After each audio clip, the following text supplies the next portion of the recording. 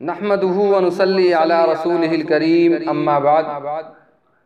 मेरे मुहतरम भाइयों, बुजुर्गों और अजीज दोस्तों, आज मैं आप हजरात के सामने रोज़ा किन चीज़ों से टूट जाता है, उसकी इल्लत क्या है, उसकी वजह क्या है, उसकी पॉलिसी क्या है, मैं आज आप हजरात के सामने बयान करूँगा।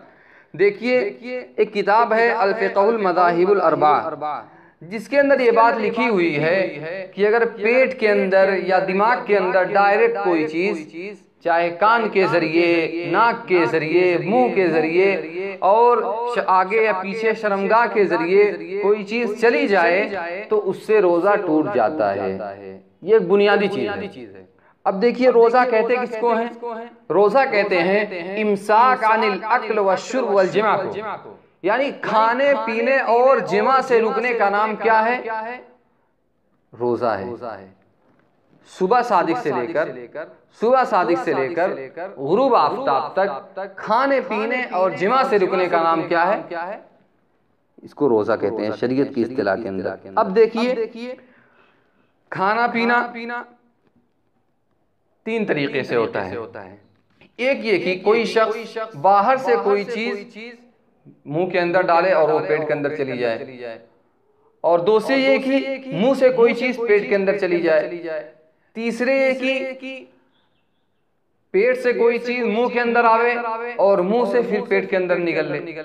तीन चीजें हुई। देखिए, बाहर से अगर कोई शख्स कोई चीज मुंह के अंदर डाल ले रहा है और पेट के अंदर चली जा रही है, तो अगर उसने जानबूझकर ऐसा किया है तो उसका रोजा टूट जाएगा, और अगर उस भूले से उसने ऐसा किया है तो उसका रोजा नहीं टूटेगा। अब तीसरी शक्ल ये है कि अगर वो बंदा अगर उसने गलती से ऐसा कर लिया, जैसे मिसाल के तौर पर कोई बंदा वजू बना रहा है, गुस्ल कर रहा है, गुस्ल करते हुए मुंह के अंदर कुल्ली कर रहा है वो, और कुल्ली करते हुए गलती से पानी पेट के अंदर चला गया। अब अगर उसको रोजा याद है, उस वक्त रोजा याद था जिस वक्त पानी हलक के अंदर उतरा, अगर रोजा याद था तो रोजा टूट जाएगा। और वो अलग बात है कि उसकी सिर्फ कज़ा करनी पड़ेगी और कफ़ारा नहीं अदा करना पड़ेगा। लेकिन अगर वो बंदा गुस्ल कर रहा था, वज़ू कर रहा था, मुंह के अंदर उसने पानी डाला और वो पानी हलक से नीचे उतर गया और उसको रोजा याद नहीं था कि मैं रोजा हूं, तो उसका रोजा नहीं टूटेगा। ये एक मसला हुआ कि बाहर से कोई चीज अंदर जाए। दूसरा मसला ये है मुंह से कोई चीज हलक के अंदर जाए। जैसे मिसाल के तौर पर मुंह के अंदर चने की मिकदार, चने के बकदर कोई चीज दांत के अंदर फंसी हुई है। अब किसी बंदे ने उसको निगल लिया। अब अगर उसने जानबूझकर ऐसा किया है तो उसका रोजा फासिद हो जाएगा। लेकिन अगर उसने जानबूझकर ऐसा नहीं किया है, बल्कि गलती से वो निकाल रहा था बाहर फेंकने के लिए, लेकिन गलती से वो पेट के अंदर चला गया और उस वक्त उसको रोजा याद भी था, तो उसका रोजा टूट जाएगा। अलग बात है कि उसकी कज़ा करनी पड़ेगी, कफ़ारा नहीं अदा करना पड़ेगा। तीसरे ये कि चने की मिकदार कोई चीज है, बंदा बाहर निकाल रहा था और वो गलती से पेट के अंदर चला गया, लेकिन उसको रोजा याद नहीं था, उसका रोजा नहीं टूटेगा। और अगर वो गलती से नहीं बल्कि भूले से दांत से निकाल रहा था, भूले से वो पेट के अंदर चला गया, तब भी उसका रोजा नहीं टूटेगा। ये हुई क्या? ये कौन सा मसला हुआ? मुंह से कोई चीज पेट के अंदर ले जाई जाए। अब पेट से मुंह के अंदर कोई चीज आवे, फिर उसको पेट के अंदर बंदा निगल ले। अब उसके अंदर भी कई शक्लें हैं। जैसे मिसाल के तौर पर अब पेट से थूक आया मुंह के अंदर, अब बंदे ने निगल लिया फौरन, कोई बात नहीं। लेकिन अब आया मुंह के अंदर, उसने जमा करके फिर उसके बाद फिर निकल रहा है, इसी तरह बलगम आया, उसको जमा करके निकल रहा है, तो ऐसा करना मकरूह है।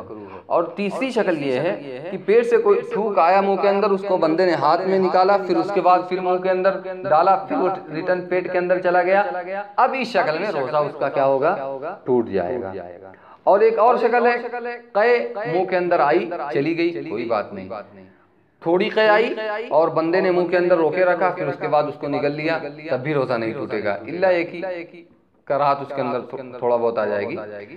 लेकिन अगर किसी बंदे ने कै मुंह के अंदर आई, मुंह भर कर कै हुई, मुंह भर कर कै आई और बंदे ने कै को जमा करके रोक कर फिर उसको रिटर्न अंदर लेकर चला गया, तो उसका रोजा क्या होगा? टूट जाएगा। ये हुई खाने से मुताल्लिक ये बातें। और देखिए एक चीज और, अगर किसी बंदे के मुंह के अंदर दांत टूट गया या इसी तरीके से कोई जख्म था, वो जख्म क्या है? भर आया, तो अब उसकी वजह से खून निकल आया और खून निकलने के बाद वो खून हलक के अंदर चला गया। अब उसके अंदर देखा जाएगा, अगर वो अगर खून थूक पर गालिब है, यानी खून थूक से ज्यादा है जो हलक के अंदर गया है, तो उसका रोजा टूट जाएगा। अब ये पता कैसे चलेगा? जैसे मिसाल के तौर पर बंदे को खून निकला, हलक के अंदर महसूस हुआ, तो उसके बाद उसने थूका, फिर पता चला कि क्या है? खून ज्यादा है, थूक कम है। इससे पता चल जाता है, अंदाजा लग जाता है।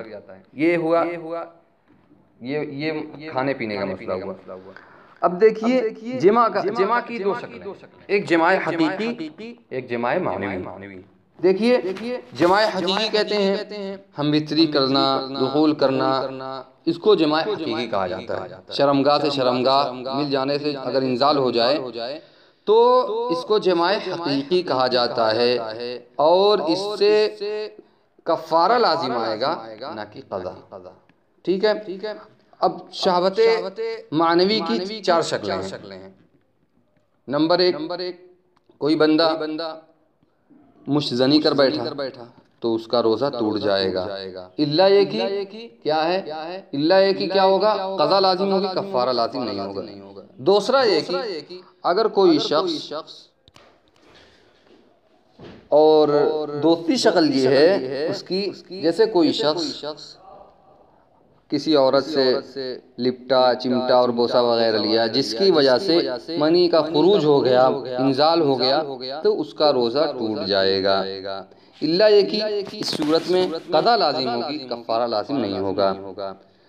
और तीसरी शक्ल ये है कि अगर औरत के पास बैठा रहा, उसको देखा और छुआ नहीं, टच नहीं किया, उसको सिर्फ देखा, और इसी तरीके से मोबाइल के अंदर अगर किसी ने कुछ तस्वीरें देख ली, और इसी तरीके से कोई भी शक्ल हो, तसव्वुर कर लिया उसने जहन के अंदर किसी औरत को, और उसकी वजह से मनी का खुरूज हो गया, इंजाल हो गया, तो उससे रोज़ा नहीं टूटेगा। और चौथी शक्ल ये है कि अगर रोज़े की हालत में एहतिलाम हो गया, जैसे ख्वाब में मनी का खुरूज हो गया, तो इस सूरत में रोज़ा नहीं टूटेगा। अब तीसरा मसला दवा के सिलसिले में है कि दवा कहाँ डालने से रोज़ा टूट जाता है। देखिए अगर किसी ने कान में दवा डाली या नाक में दवा डाली, मुंह के अंदर किसी ने दवा डाल लिया, पेशाब के रास्ते से या पीछे के रास्ते से किसी ने दवा डाली, तो उसका रोज़ा टूट जाएगा। क्योंकि इन जगहों में दवा के डालने से या कोई और चीज़ डालने से डायरेक्ट वो या तो दिमाग के अंदर वो चीज़ पहुंचती है, जैसे कान में डाला तो दिमाग के अंदर पहुंच गई, और या तो वो पेट के अंदर डायरेक्ट पहुंचती है। इस बिना पर रोज़ा उसका क्या होगा? टूट जाएगा। लेकिन आँख के अंदर दवा डालने से रोज़ा नहीं टूटेगा। अब इस सिलसिले में सवाल होता है, आखिर आंख में दवा डालने से रोज़ा क्यों नहीं टूटता? सबसे पहली बात यह है कि हदीस के अल्फाज हैं, इक्तहल रसूलुल्लाह सल्लल्लाहु अलैहि वसल्लम व साइमुन, कि नबी अकरम सल्लल्लाहु अलैहि वसल्लम ने सुरमा लगाई इस हाल में कि आप रोज़े से थे। और दूसरी चीज़ ये है कि आँख में दवा डालने से हलक के अंदर अगरचे महसूस होता है कि दवा डाली गई है, हलक के अंदर उसका एहसास भी होता है बंदे को, लेकिन हलक के अंदर कई मनफद हैं, कई रास्ते हैं, तो वो पेट के अंदर दवा अगरचे जाती है लेकिन दूसरे अलग रास्ते से जाती है, और वो डायरेक्ट पेट के अंदर नहीं पहुँचती। और अगर किसी बंदे ने आँख के अंदर सुरमा लगा लिया, अब सुरमा लगाने के नतीजे में अब वो खिखार रहा था, अब खिखारने की सूरत में थूक के साथ साथ सुरमा जो काले कलर का उसने सुरमा लगाया हुआ है, अब वो सुरमा थूक के अंदर भी आ गया, थूकने के वक्त तो उससे भी रोज़ा नहीं टूटेगा। देखिए ये चंद मसाइल थे, मैंने आपके सामने पेश किया। और जो इल्लत और उसकी वजह, असल इल्लत और वजह उसकी यही है कि पेट के अंदर या दिमाग के अंदर डायरेक्ट कोई चीज़ पहुँचे बदन के किसी सुराख से। और आगे हम अभी एक दो पार्ट के अंदर और कुछ मसाइल मैं बयान करूँगा जो रमज़ान के सिलसिले में हमारे अंदर गलतफहमियाँ हैं, उसको मैं बयान करूँगा एक दो पार्ट के अंदर। आप हजरात उसको सुनिएगा और उस पर अमल भी कीजिएगा। अल्लाह ताला उस पर हमें भी और आपको सबको भी अमल की तौफीक से नवाजे। आमीन। व आखिर दावाना अल्हम्दुलिल्लाहि रब्बिल आलमीन।